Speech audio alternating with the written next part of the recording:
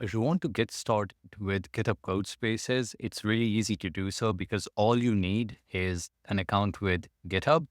And if you already have a repository, and even if you're on the free plan, you can get started with Codespaces today.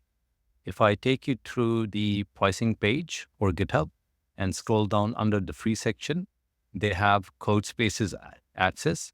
And if we scroll a bit down again and click on compare all features, we will see GitHub Codespaces here. So let me just open this part, and it says core hour denotes the compute usage. So when you get started with the Codespace, your code is available in a remote machine, and that machine has a certain configuration.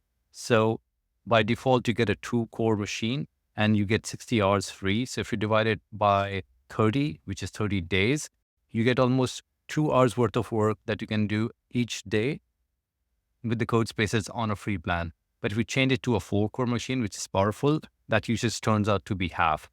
So really, if you're not sure, even then, using the free account with GitHub, you can access the Codespaces. And if you like it, you can convert it to a pro plan, or it may turn out that the amount of programming work that you're doing, you can sustain that using the GitHub Codespaces under the free plan.